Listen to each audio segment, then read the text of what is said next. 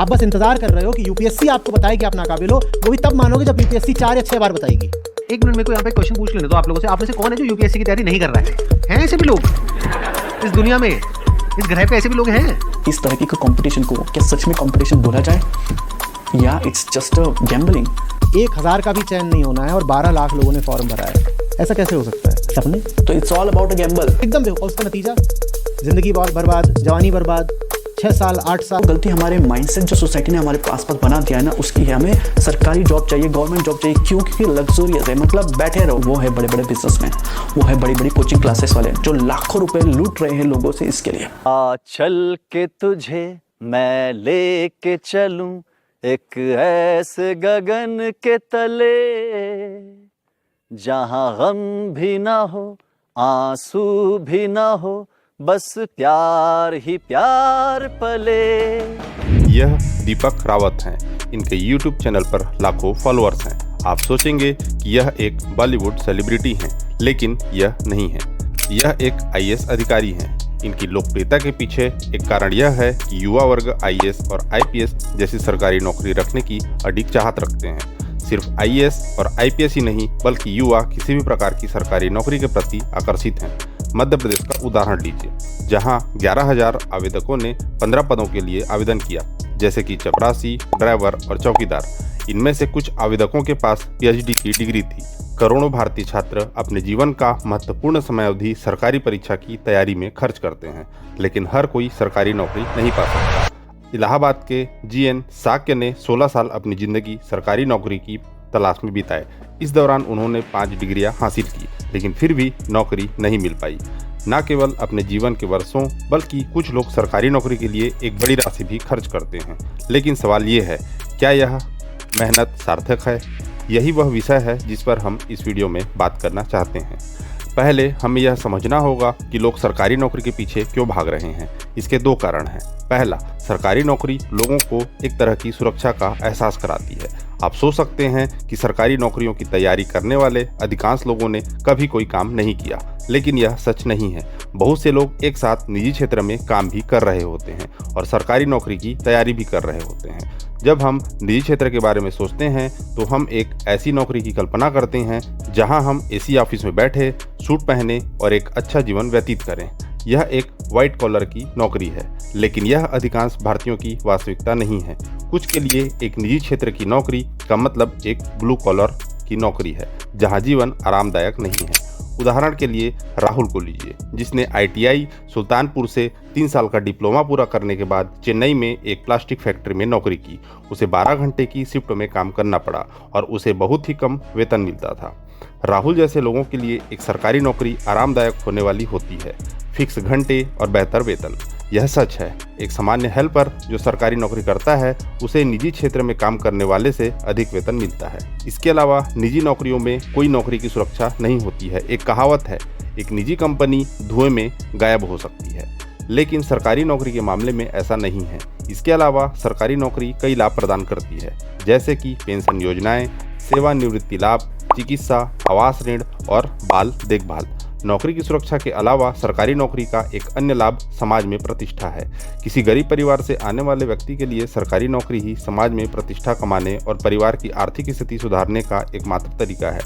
कई लोगों के लिए सरकारी नौकरी प्राप्त करना जैसे लॉटरी जीतने के समान है। यह कुछ लोगों के लिए बेतुका लग सकता है। आप कह सकते हैं कि उन्हें JEE परीक्षा उत्तीर्ण करके IIT में प्रवेश लेना चाहिए। यह उन्हें एक अच्छी नौकरी पाने में मदद करेगा, लेकिन IIT में सीमित सीटें हैं और हमें यह भी समझना होगा कि किस प्रकार के लोग सरकारी नौकरी की तैयारी करते हैं। एक विश्लेषण के अनुसार लगभग 65% सरकारी परीक्षा के उम्मीदवार ग्रामीण क्षेत्रों से आते हैं। इनमें से अधिकांश निचले, मध्यम वर्ग और निचले वर्ग के परिवारों से आते हैं। इनमें से अधिकांश अपने स्कूलिंग का माध्यम स्थानीय भाषाओं में करते हैं, न कि अंग्रेजी में। इसलिए उनके लिए निजी क्षेत्र में उच्च वेतन वाली नौकरियां पाना कठिन हो जाता है। जीवन, जो एक ग्रामीण क्षेत्र से है और जयपुर में सरकारी परीक्षा की तैयारी कर रहे हैं, कहते हैं कि निजी क्षेत्र में 2 प्रकार की नौकरियां होती हैं। एक जो उच्च वेतन देती है, लेकिन इसके लिए मजबूत शैक्षणिक पृष्ठभूमि और अंग्रेजी में अच्छे ज्ञान की आवश्यकता होती है। दूसरी किस्म में आपको 12 घंटे काम करना होता है, केवल 10,000 रुपये महीने के लिए।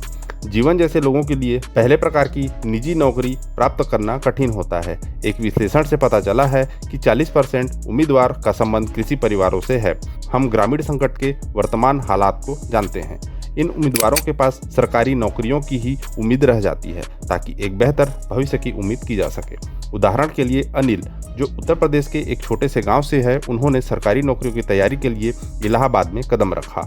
जब उन्हें सरकारी नौकरी मिलती है तो यह न केवल उम्मीदवार के लिए बल्कि पूरे परिवार के लिए सामाजिक स्थिति को तुरंत बढ़ा देता है। विशेष रूप से यह उस बात पर भी असर डालता है कि पुरुष किससे शादी करेंगे। हरियाणा में माता पिता अपनी बेटियों की शादी एक ऐसे व्यक्ति से करने की प्राथमिकता रखते हैं जो सरकारी नौकरी करता हो। एक शिक्षक ने अपने बेटी की शादी पर 60 लाख रुपए खर्च किए क्योंकि उन्होंने उसके लिए एक सरकारी कर्मचारी जो कि क्लर्क था ढूंढ लिया। संदीप सिंह, जो एक विवाह एजेंट हैं, कहते हैं कि यहाँ तक कि एक क्लेरिकल सरकारी नौकरी भी व्यक्ति को एक अच्छा दहेज और कम से कम 15 लाख रुपए की कार दिलवाती है। इसलिए कुछ लोग वर्षों तक परीक्षा की तैयारी करते रहते हैं। जब वे सफल नहीं होते तो वे एक छोटे मोटे काम पकड़ लेते हैं जो बहुत कम वेतन देते हैं। वंदना, जो एक 25 वर्षीय विज्ञान स्नातकोत्तर हैं और नेट परीक्षा भी पास कर चुकी हैं, एक कोचिंग संस्थान में 4000 रुपये प्रति माह का काम कर रही हैं। इसलिए हमारे युवाओं को ऐसे कौशल सीखने पर ध्यान केंद्रित करना चाहिए जो आज के नौकरी के बाजार में वास्तव में उपयोगी हों। तो सरकारी नौकरी के प्रति इस लगाव के क्या परिणाम हैं? मुख्य रूप से इसके 3 परिणाम हैं। पहला परिणाम है उम्मीदवारों के जीवन के महत्वपूर्ण समय का बर्बाद होना। एक उम्मीदवार औसतन 3 साल और 3 महीने तक एक प्रतियोगी परीक्षा की तैयारी करता है।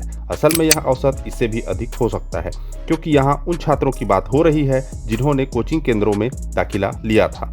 लेकिन कई छात्र खुद से भी अध्ययन करते हैं। राधा कुमारी की तरह कुछ छात्र वर्षों से अध्ययन करते हैं और जब वे सरकारी नौकरी नहीं पा सके तो उन्हें ऐसी स्थिति में जाना पड़ता है जिसके लिए वे ओवर क्वालिफाइड होते हैं। उदाहरण के लिए महेश, जो जयपुर में 7 साल से तैयारी कर रहे थे, अपने वित्तीय स्थिति को सुधारने के लिए उन्होंने एक कोचिंग सेंटर में पार्ट टाइम ट्यूटर की नौकरी शुरू की। वे कहते हैं, पहले सभी एक इंस्पेक्टर बनने का सपना देखते हैं, लेकिन असफलता के बाद लोग डेस्परेट हो जाते हैं और हर प्रकार की सरकारी नौकरी के लिए आवेदन करने लगते हैं। इस प्रकार उच्च योग्य उम्मीदवार निम्न रैंक की नौकरियों के लिए आवेदन करते हैं, जिससे इन नौकरियों के लिए प्रतिस्पर्धा और भी कड़ी हो जाती है। यही कारण है कि उत्तर प्रदेश में पुलिस संदेशवाहक के पद के लिए, जिसका काम एक कार्यालय से दूसरे कार्यालय में फाइल ले जाना होता है, 1 लाख आवेदन आए, जिनमें से 3700 PhD धारक थे। यह उत्तर प्रदेश में हुआ। हैरानी की बात है कि कई PhD धारक ने इस तरह की नौकरी के लिए आवेदन किया। दूसरा परिणाम है धन की हानि। चूंकि 93% उम्मीदवार सरकारी नौकरियों की तैयारी करते हुए बेरोजगार हैं, वे अपने परिवारों पर निर्भर हैं। प्रयागराज में एक उम्मीदवार वार्षिक रूप से 1,50,000 रुपये खर्च करता है, जबकि दिल्ली में एक उम्मीदवार लगभग 3 लाख रुपये खर्च करता है। चूंकि इनमें से अधिकांश छात्र गरीब पृष्ठभूमि से आते हैं, यह अतिरिक्त वित्तीय बोझ परिवारों पर भारी पड़ता है। परिवारों को अपने बच्चों को परीक्षा की तैयारी के लिए समर्थन देने के लिए कई बलिदान देने पड़ते हैं। प्रयागराज के छात्र नरेंद्र ने बताया कि उसके परिवार को कर्ज लेना पड़ा और अपनी फसल को कम कीमत पर बेचना पड़ा ताकि वह अपनी परीक्षा की तैयारी जारी रख सके। कुछ छात्रों की स्थिति तो इतनी खराब है कि उन्हें अपनी पढ़ाई के लिए किताब खरीदने से पहले सोचना पड़ता है। इसका तीसरा परिणाम यह है कि अर्थव्यवस्था को नुकसान होता है। 20 से 24 वर्ष की आयु के युवाओं में बेरोजगारी दर लगभग 42% है, जबकि 30 से 34 वर्ष की आयु वर्ग के लिए यह केवल 0.8% है। इसका मतलब है कि जब कोई व्यक्ति 30 वर्ष का होता है तब वह नौकरी की तलाश करना शुरू करता है। ऐसा इसलिए होता है क्योंकि वह अधिकांश सरकारी नौकरियों के लिए अयोग्य हो जाता है या फिर कई प्रयासों के बाद परीक्षा पास करने की उम्मीद छोड़ देता है। एक लेखक ने अपनी किताब में लिखा है कि एक व्यक्ति द्वारा सबसे अधिक खर्च 15 से 45 वर्ष की आयु के बीच होता है, जैसे कि कार या घर खरीदने के लिए। ये खर्च हमारे अर्थव्यवस्था को बनाए रखते हैं। चूंकि कई युवा 30 वर्ष की उम्र तक बेरोजगार रहते हैं क्योंकि वे सरकारी परीक्षा की तैयारी में लगे रहते हैं, हमारा अर्थव्यवस्था को एक बड़ा झटका लगता है। अधिक बेरोजगारी वस्तुओं का कम उपभोग होता है, जिससे वस्तुओं और सेवाओं की मांग में कमी आती है। इस प्रकार किसी व्यवसाय की आय कम होती है। भारतीय रिजर्व बैंक के आंकड़ों से पता चलता है कि भारत की विनिर्माण कंपनियों ने पिछले 1 दशक से अपनी पूर्ण क्षमता पर काम नहीं किया है। इससे निजी क्षेत्रों में मजदूरी की संख्या कम होने लगती है।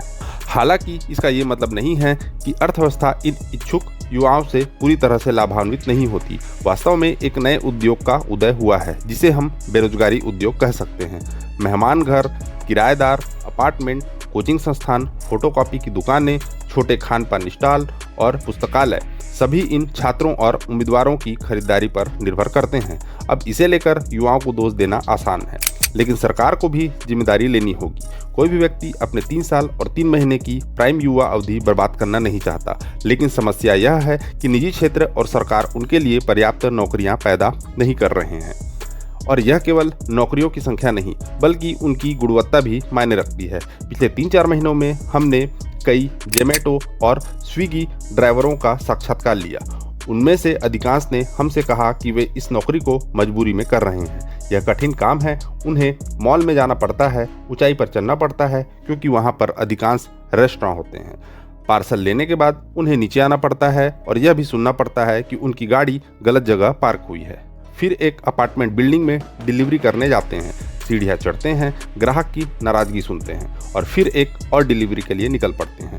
ये एक कठिन निजी क्षेत्र की नौकरी है। अगर हम कारखानों के बारे में बात करें तो यह अधिकांश कार्यकर्ताओं के लिए सुरक्षित नहीं होते। एक और समस्या भारत में सम्मान की है। हमारा समाज उन लोगों का सम्मान नहीं करता है जो ब्लू कॉलर नौकरियां जैसे डिलीवरी बॉय, वेटर या सफाई कर्मी जैसे काम करते हैं। हमने यह सम्मान केवल IAS अधिकारियों के लिए सुरक्षित रखा है। यही कारण है कि लोग इन नौकरियों को करना नहीं चाहते, क्योंकि समाज इनकी सराहना नहीं करता। भारत की 65% जनसंख्या 35 वर्ष से कम आयु की है, जो हमारी सबसे बड़ी संपत्ति है। इस संपत्ति का उपयोग करने के लिए हमारे युवाओं को गुणवत्तापूर्ण नौकरियों की आवश्यकता है। फिलहाल इन युवाओं की अधिकांश संख्या सरकारी परीक्षा की तैयारी में व्यस्त है। इनसे ना तो उन्हें, ना ही उनके परिवारों को और ना ही उनके देश को लाभ हो रहा है। आपका क्या ख्याल है?